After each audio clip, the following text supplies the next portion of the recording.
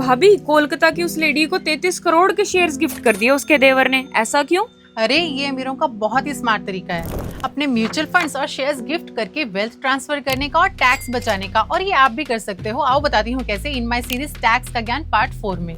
मैं आपको 2 एग्जांपल से समझाती हूँ। पहला एग्जांपल, मान लो रोहित को इस साल स्टॉक से 4 लाख रुपए का लॉन्ग टर्म कैपिटल गेन हुआ, तो इस सेक्शन के हिसाब से 1.25 लाख रुपए तक का LTCG टैक्स फ्री होता है, बाकी पर 12.5% टैक्स देना पड़ेगा। तो रोहित ने क्या किया, कुछ स्टॉक यूनिट्स को बेचकर 1.25 लाख रुपए तक का टैक्स गेन अपने नाम पर बुक कर लिया और बाकी के स्टॉक यूनिट्स अपनी मम्मी और बहन के डीमैट अकाउंट में गिफ्ट कर दिए, जिनका इस साल कोई LTCG नहीं था। अब जब उनकी मम्मी और बहन उन स्टॉक यूनिट्स को बेचेंगे तो दोनों 1.25 लाख तक का LTCG tax free limit claim कर सकते हैं, जिससे रोहित को करीब 3.25 लाख तक के प्रॉफिट पर 0 टैक्स पड़ेगा। दूसरा और सबसे बड़ा एग्जांपल, मान लो रोहित को म्यूचुअल फंड्स में 2 करोड़ रुपए का प्रॉफिट हुआ।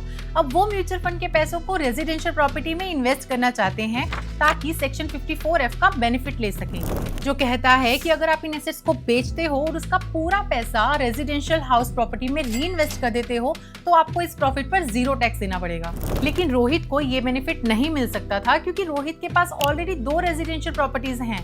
तो रोहित ने क्या किया, उन्होंने वो म्यूचुअल फंड्स अपनी मदर को गिफ्ट कर दिए और उनकी मदर ने जब वो म्यूचुअल फंड्स बेचकर रेजिडेंशियल प्रॉपर्टी खरीदी तो उन्हें सेक्शन 54F का बेनिफिट मिल गया और अल्टीमेटली रोहित को 2 करोड़ के प्रॉफिट पर 0 टैक्स पड़ा। और अब आती है मुद्दे की बात कि ये म्यूचुअल फंड्स और स्टॉक्स गिफ्ट कैसे करने हैं, इनकी टैक्सेशन कैसे होती है। इनकी स्टेप बाय स्टेप मैंने गाइड बना दी है, इसको अपने DM में रिसीव करने के लिए कमेंट कर दे गाइड।